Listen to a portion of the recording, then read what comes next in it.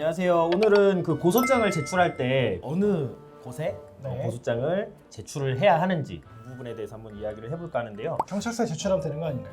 그렇죠. 경찰서에 제출하면 되죠. 네. 그런데 이제 어느 경찰서에 제출을 해야 되느냐. 그렇죠. 이제 이 부분에 대해서 조금 얘기를 해볼까 하는데 네. 원래는 검찰청에 제출을 해도 됐었잖아요. 받아줬죠 예전에. 네, 받아줬죠. 네. 근데 지금은 이제 지금 사기 같은 경우에는 네. 피해 금액이 5억 원 이상인 범죄에 대해서만 검찰청이 받아준다고는 하는데 그렇죠. 실제로 접수를 하면은 어떻게 되죠? 웬만한 사건들은 받아줘도 바로 경찰로 다시 내려보내더라고요. 그죠. 그러니까 그 5억 원 이상이 되더라도 실질적으로 검찰청에 접수를 해도 검찰에서 직접 수사를 하는 경우는 잘 없어요. 대부분 이제 다시 경찰청으로 사건이 내려가게 됩니다. 그러면은 이제 경찰청에다가 저희가 고소를 할 때는 이제 원칙적으로는 사건 범죄지랑 상대방 사기꾼 주소지에 있는 경찰청으로 고소를 해야 되는데 다양한 사유들이 있을 수 있죠. 제가 뭐 저기 상대방 주소지를 모를 수도 있고 지리적으로 봤을 때 이미 지금 제가 뭐 먼 곳에 일단 살고 있어요. 그 뭐 사건 어떤 일어난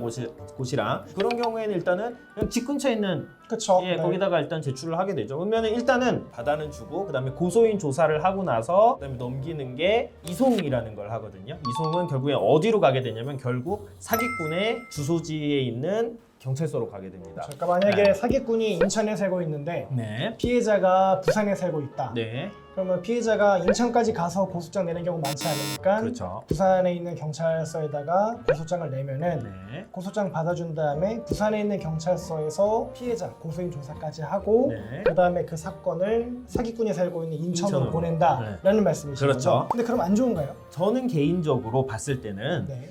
내가 상대방 사기꾼이 어느 주소지에 살고 있는지를 알고 있다면 네. 그쪽 경찰서에 고소장을 내고 거기서 내가 조사를 받는 게 좋다라고 생각해요. 왜 좀 그러냐? 멀어도? 좀 멀더라도 네. 그걸 어떤 여유가 있다라면 네, 그렇게 네. 하는 게 좋다라고 생각을 하는 네. 이유가 일단 기본적으로 내가 내 집 근처에 어떤 주소지의 경찰서에 고소장을 제출을 하게 되면 거기서 조사를 받고 사건은 사기꾼이 있는 경찰서로 간단 말이에요. 그럼 사기꾼이 있는 경찰서에 있는 수사관이 종국적인 판단을 하게 되는데 이 사람은 나를 본 적이 없어요. 내가 말한 서류만 보고선 판단을 하다 보니까 그렇죠. 실질적으로 이 사람은 사기꾼의 말만 들은 사람인 거죠. 근데 직접 조사해 보셨을 테니까 네네. 일단은 뭐 이렇게 조서를 기재하는 것뿐만 아니라 이 사람이 얘기하고 어떤 그런 느낌, 분위기 그렇죠. 네. 이런 부분들이 사실 또 굉장히 좀 중요하잖아요. 맞아요. 네. 특히 주는 인상이 되게 중요한 것 같아요. 네. 이 사람이 거짓말을 하는 것 같은지 정말 음. 진실된지 진짜 피해를 입은 것 같은지 좀 이런 인상들도 사실 사기 사건에 있어서 특히나 더 중요하기 때문에 그렇죠. 말씀하신 것처럼 종국 처분을 하는 경찰 수사관이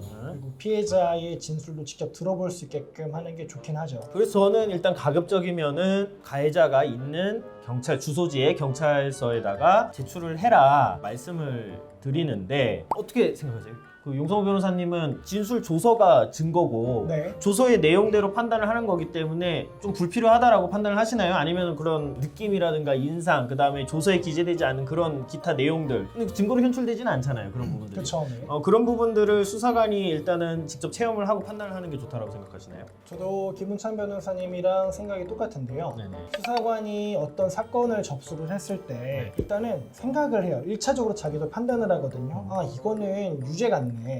이거는 무죄 같아 라고 1차적으로 잠정적으로나마 판단을 하고 네. 그 다음에 자기가 생각했을 때 유죄라고 생각을 하면은 수사를 더 깊게 해보려고 하고 피의자를 계속 사기꾼을 계속 불러서 그 말이 맞는지 계속 추궁도 하고 하거든요. 근데 자기가 생각했을 때 이거 무죄 같다 그러면 조사를 한두 번만 형식적으로 하고 그냥 아예 혐의 없음, 이게 불송치 이렇게 종결을 해버리는데 그거를 결정하는 게 바로 외부에 드러나진 않지만 조서로 현출되진 않지만 조사받는 사람들의 태도라든가 어떤 분위기 이런 것들에 의해서 사실 상당히 많이 좌우되는 경우가 있거든요. 그렇기 때문에 그냥 조서만 어차피 그게 증거기 때문에 요거만 보고한다? 그게 아니라 물론 현재 상태로 나와 있는 증거는 요것뿐이지만 여기에 드러나지 않은 피해자들의 어떤 감정이라든가 이런 것들을 수사관이 직접 봐야 더 이거를 내가 물고 늘어져서 수사를 하겠다라는 감정을 좀 심어줄 수 있을 것 같아요. 그렇기 때문에 저도 김은찬 변호사님 말씀하신 것처럼 피해자의 주소지를 안다고 한다면 거기 경찰서로 내는 게 좋은 것 같아요. 그 한번 질문 드려볼게요. 사건 상담을 했는데 의뢰인은 네.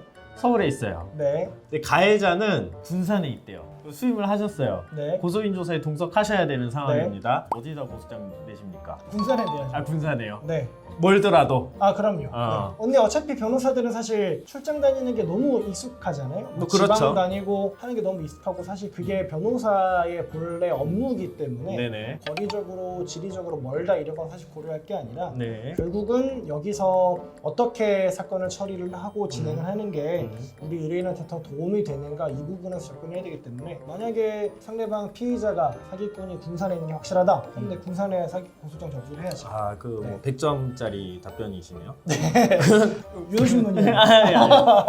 사기꾼이 서울에 살고 있어요. 내심 조금 좋나요? 사기꾼이 서울에 살고 있으면 서울에 살고 있어요. 너무 좋죠. 네. 여기 앞에 내면 돼요. 아 여기 앞에 네. 너무 좋아요. 그렇죠. 가까이 살면은 더 좋죠. 아, 그렇죠, 그렇죠. 네, 네, 그래서 그렇죠. 어쨌든 꼭 드리고 싶었던 말씀은 가급적이면 그래도 기왕이면 알고 있으면 사기꾼의 주소지를 그쪽 관할 경찰서에다가 고소장을 제출하시라 이 말씀을 드리면서 오늘은 이거 영상 마치도록 하겠습니다. 감사합니다. 법무법인 A파트에서 사기꾼 백서라는 전자책을 작성해서 무료로 배포해드리고 있습니다. 열심히 읽어보시고 숙지하셔서 사기 피해 방지하시기 바랍니다. 용 변호사님이 직접 쓰신 건가요? 그렇습니다. 네, 많은 사랑 부탁드리겠습니다. 감사합니다. 이상한 것 같은데.